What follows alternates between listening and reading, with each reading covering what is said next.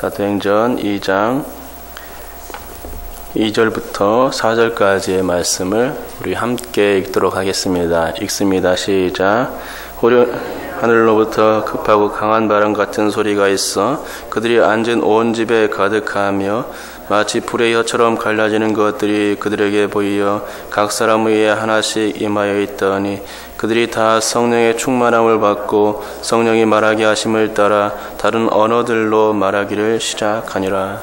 아멘. 인간에게는 오감이라는 감각 센서가 있습니다. 청각, 시각, 미각, 후각, 촉각 등이 그런 것입니다. 하나님은 이러한 오감 센서를 인간의 몸에 설치해 두셨고 인간이 살아가는 데 있어서 불편하지 않도록 최소한의 구조로 창조해 주셨습니다. 하지만 하나님은 이러한 오감만 주신 게 아닙니다. 생각할 수 있는 머리와 느낄 수 있는 감정과 소통할 수 있는 언어 능력까지 더해 주셨습니다. 만일 하나님이 오감만 주시고 머리와 가슴과 혀를 주시지 않았다면 사람은 아마도 외부의 힘에 의해 조종되는 기계와 같았을 것입니다. 왜냐하면 오감만 있을 경우엔 이를 적절히 통제하거나 운영해낼 수 있는 능력이 없기 때문입니다. 하지만 이처럼 지각, 감정, 언어 능력 등의 추가적인 요소를 더해 주셨기에 인간은 외부적 힘이 아닌 자신만의 능력으로도 얼마든지 독특성을 표현해내는 그런 자아적 존재로 설 수 있게 된 것입니다. 참으로 인간은 하나님의 위대한 작품이 아닐 수가 없습니다. 그도 그럴 것이 인간은 하나님의 형상으로 창조된 작품이라는 것입니다.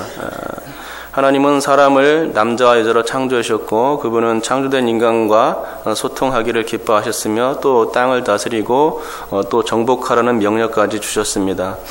이건 다른 피조물들에게서 찾아볼 수 없는 아주 독특한 은혜였습니다. 그만큼 인간은 하나님의 특별한 존재로 만들어진 위대한 작품입니다. 인간을 그냥 심심해서 장난감같이 사용하려 창조한 게 아니었다는 말이죠. 분명한 목적과 의도 가운데 지어졌고 하나님 스스로도 보시기에 좋았다고 평가할 만큼 아름답게 창조된 것이 인간입니다. 자, 그런데 그렇게 아름답게 창조된 인간에게 오감각과 세계의 정보 처리 기능을 더하신 것입니다. 저는 하나님께서 이렇게 아름답게 인간을 창조하시고 그렇게 창조된 인간에게 이런 감각을 주신 이유가 분명히 있다고 생각합니다. 오늘은 바로 그 점에 관해서 생각해 볼까 합니다. 하나님이 왜 센서와 그 센서를 처리할 수 있는 기능을 더하셨는가 생각해 보고자 하는 것입니다. 여러분 어떻게 생각하십니까? 하나님께서 인간을 창조하실 때 왜 그런 기능들을 더해 주셨을까요? 오늘은 그 답을 얻어내는 게 아니라 생각을 해보고 그 생각한 것을 적용해 보면 좋겠습니다. 자, 그러면 생각하는 여행을 한번 떠나보겠습니다. 사람들은 센서가 있는데 그런 센서 때문에 살아가는 데 있어 매우 편리합니다. 만약 인간이 사물을 볼 수 있는 눈이 없다면 아마도 박쥐 같은 인생밖에 될 것이 아닙니다. 허나 그 인간은 눈이 있기에 하나님이 창조하신 대자연을 볼 수 있고 또 창조물들을 보면서 인공적인 구조물들을 만들어낼 수 있는 능력까지 갖추게 된 것입니다. 지상의 모든 조형물들은 다 볼 수 있는 눈 때문에 만들어진 거라 해도 과언이 아니겠지요. 또 만약 인간이 귀가 없다면 매우 불편합니다. 귀로 듣지 못한다면 소리와 관련된 인간의 모든 활동들은 정지될 수밖에 없습니다. 당장에 교회 찬양대만 해도 듣는 귀가 있어야지 예배 찬양대로 설 수 있는 것 아닙니까? 왜냐하면 듣지 못할 때에 입도 사용할 수 없기 때문입니다. 귀가 없으면 입은 단지 감별사의 역할밖에 해내지 못할 것입니다. 입이 감별사 역할만을 해낸다는 것은 언어 능력이 없음을 의미합니다. 이처럼 귀는 단지 듣는 감각뿐만 아니라 다른 감각에까지 영향을 미치는 인간에게서 꼭 필요한 필수 감각인 것이죠. 그런데 이런 얘기를 하자면 끝도 없습니다. 중요한 점은 하나님이 인간을 섬세하게 빚었다는 것이고 또 인간은 하나님의 은혜의 혜택을 누리고 있다는 것입니다. 그런데 인간이 이렇게 하나님의 혜택만 누리라고 지어진 것은 아닐 듯 싶습니다. 창세기에는 문화 명령이 있고 주님의 승천 때에는 지상 명령이 있는 것입니다. 사실 이 두 개의 명령은 하나님이 인간을 창조하신 목적과 매우 부합합니다. 문화 명령이란 생육하고 번성하여 땅을 정복하고 다스리며 충만하라는 그런 내용입니다. 사람은 이 문화 명령을 수행하기 위해서 오감각과 그 세 가지 기능을 사용하여 왔습니다. 그러면 지상 명령을 위해서는 어떻습니까? 이 지상 명령에 대해서는 좀 더 많은 얘기가 필요할 줄 압니다. 문화 명령은 모든 인간에게 주신 하나님의 명령이지만 지상 명령은 주님께서 제자들에게 주신 특수한 명령입니다. 하지만 문화 명령이든 지상 명령이든 이것들은 다 인간에게 주어진 육체적 감각들과 그 감각들을 통제하는 인간의 통제적 기능들로 수행되어진다는 점입니다. 지상 명령은 주님의 복음 전파의 명령으로서 이러한 육체적 기능들을 활용하여 아주 충분히 그리고 효과적으로 전파되어야 하는 줄 믿습니다. 특별히 본문에 나온 감각은 귀와 눈과 입을 통한 감각인데 이로써 복음의 시청각적 교육이 강화되고 있습니다.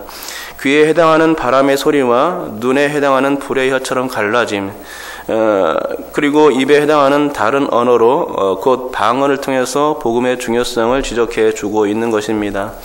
잠깐 살펴보면 첫째, 바람 소리는 능력입니다.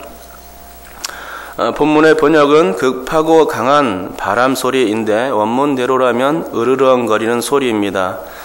그렇습니다. 여러분은 바람에 의한 대자연의 재앙을 아실 겁니다. 그 소리는 으르렁대며 달려드는 소리와 같습니다. 바람은 소리의 세기로서 가늠할 수 있는데 작게는 실바람부터 크게는 중대형의 태풍과 토네이도까지 그 파괴력은 아주 대단합니다. 하지만 바람은 보이지 않고 그 출발점도 도착점도 알 수가 없다는 것이 특징입니다. 이런 바람의 특성을 주님께서 니고데모에게 가르쳐 주셨지요. 그때의 가르침은 성령을 바람에 빗대어 설명해 준 거였습니다. 여러분, 성령은 토네이도와 같은 분이십니다. 그분은 으르렁대십니다. 특별히 주님의 제자들에게 임하여서 으르렁대도록 만드셨습니다. 주님이 제자들이 세상에 대하여 그렇게 으르렁대라는 청각적 교육과 함께 그분 스스로도 으르렁대며 임하셨던 것입니다. 복음의 소리, 그 우렁청 소리를 세상에 전하는 그런 메시지였습니다. 세상의 사람들의 닫혀진 귀에 복음을 전할 의무가 제자들에게 주어진 것입니다. 둘째, 불의 혀는 언어입니다. 본문은 불이 아니라 혀를 강조하고 있는데 혀의 갈라짐을 주목하게 만듭니다. 불의 혀에 갈라지는 현상은 각 사람 위에 하나씩 임했다고 말하고 있는 것이죠. 그 각 사람이 불의 혀를 받은 것이라 설명될 수 있습니다. 그러면 왜 각 사람이 불의 혀를 받은 것이겠습니까? 그것은 그들 모두가 복음을 전하는 데 있어서 제 몫을 다해야 하기 때문입니다. 그래서 각자에게 임한 것입니다. 달리 말하자면 성령의 언어가 그들에게 임한 것을 표현해 주는 겁니다. 성령 충만한 자는 무슨 말을 해야 할지 생각하지 않아도 성령께서 그들의 입술을 주관해 주십니다. 복음을 전하려는 의지만 있다면 성령은 각 사람에게 임하시고 분명히 그들 가운데 제 할 말을 보여 주실 것입니다. 각자의 역할이 성령께서 주어지는 능력 가운데 하게 되는 것이죠. 그래서 그들의 혀를 통제하시고 복음을 전케 하시며 결국엔 그 복음이 땅끝까지 전파되는 것을 목격하게 만드실 것입니다. 맞습니다. 본문은 시각적 교육을 통해서 복음 사역을 재차 강조하고 있는 것입니다. 셋째로 다른 언어, 이것은 액트입니다. 행하라는 것인데 다른 언어로서 복음 전함의 주체가 되라는 것입니다. 앞에 바람소리나 불의 혀의 갈라짐 현상은 성령의 임재에 관한 시청각적 교육에 불과하지만 다른 언어로 방언했다는 것은 제자들을 행동의 주체로 만들고 있는 것입니다. 그 제자들은 목격자로서 증언자로서 이미 훈련되었기에 세상에 나갈 만반의 준비는 되어 있었습니다. 하지만 출발점이 중요했습니다. 그 출발점이 바로 다른 방언에 있었던 것입니다. 실제로 제자들이 다른 나라의 언어로 방언을 시작하자 그것을 듣던 외국인들이 깜짝 놀라게 되지 않았습니까? 각국의 언어로 들리는 제자들의 방언은 세상 모든 족속과 민족과 나라에 복음을 전파해야 한다는 당위성을 부여하는 외적인 형상이었던 것입니다. 액트였죠. 곧 행동하라는 사인이었던 것입니다.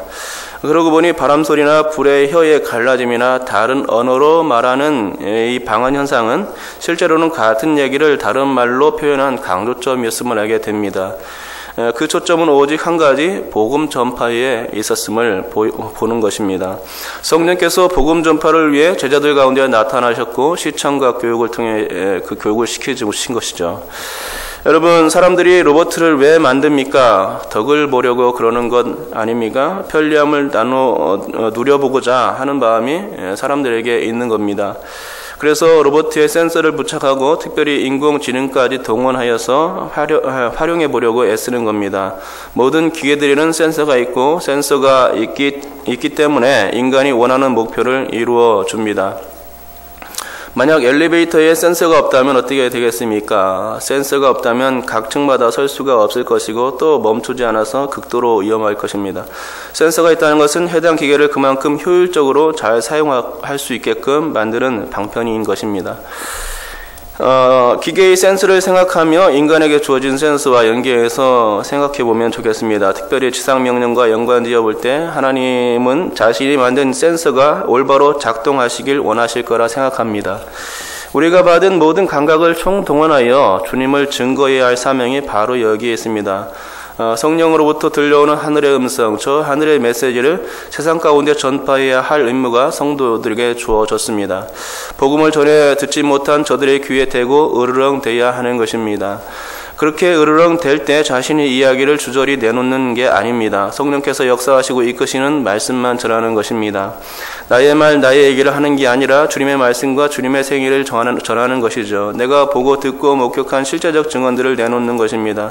이것들이 생각으로만 멈춰지지 않고 실제적인 액트로 이어져야 한다는 것입니다. 내가 전한 메시지가 다른 사람의 귀에 들리도록 전해야 합니다. 그렇게 하는 것이 주님의 뜻, 곧 지상명령을 이루는 길입니다. 나를 통해서 주님의 뜻이 이루어지도록 하는 것입니다. 나의 모든 감각들을 총동원해서 주님을 전해야 된다는 말이지요. 우리 다 같이 본문 4절 한 번 더 읽어보겠습니다. 읽겠습니다. 시작. 그들이 다 성령의 충만함을 받고 성령이 말하게 하심을 따라 다른 언어들로 말하기를 시작하니라. 아멘. 그렇습니다. 이 말씀처럼 우리는 이제 다른 언어들로 말하기를 시작해야 하는 줄 믿습니다. 복음을 위해서 우리의 잠든 감각들을 다시금 일깨워야 할 때인 줄 믿습니다.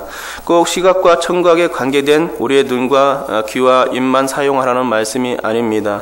성령께서 이 세 가지 감각기관들을 통해 역사하신 것은 보고 듣고 말하는 게 그만큼 가장 중요했기 때문에 그랬던 겁니다. 하지만 복음 전도의 현장에서는 우리의 모든 육체적 감각들을 다 총동원해야 합니다. 그래야 하고 또 이 모든 감각들을 통제할 전인적 능력까지 총동원해야 하는 줄 믿습니다. 주님의 지상명령을 우리의 모든 오감들과 통제 기능들까지 다 열어놓고 전할 때 복음은 언제든 또 어느 때든 전파되고 주님은 그로 인해서 당신의 뜻이 이 땅에 이루어짐에 기뻐하실 줄 믿습니다. 여러분을 통해서 그 위대한 복음 전파의 과업이 명령이 수행되어질 수 있기를 주님의 이름으로 축복합니다. 기도하겠습니다. 하나님 아버지 감사합니다. 오늘은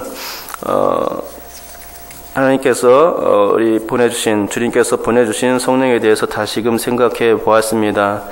창세기에는 문화명령이 있고 또 신약에서는 또 지상명령이 있는데 하나님 우리가 이것들을 잘 수행해야 한다는 것입니다.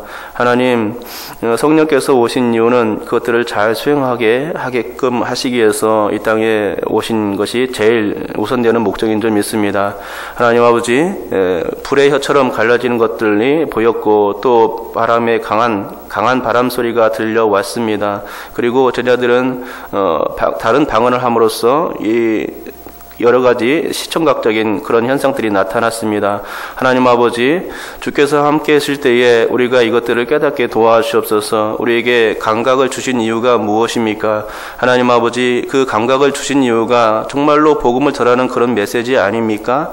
우리의 모든 그 감각 기능들을 다 총동원하여서 주님을 전하는 그 메시지가 우리 몸 가운데 심어져 있는 것이 아니겠습니까? 하나님 아버지, 그렇다면 우리는 다시 한번 생각해 봐야 됩니다. 우리가 우리 나의 생활만 영위하기 위해서 살아가는 것이 아니라 이 모든 감각으로 나에게 주어진 이 감각을 통해서 주님을 전하는 메시지가 있구나, 이런 것들을 다시금 생각할 수 있게 되어야 한다는 것입니다. 하나님, 우리가 그것을 생각할 수 있도록 인도하여 주시옵소서. 주님, 그래서 주님을 증거케 도와주시옵소서. 주님께서 한사코 하나님 아버지 성령을 보내신 것은 하나님 아버지 그러한 목적이 있음을 깨닫습니다. 하나님 아버지, 우리가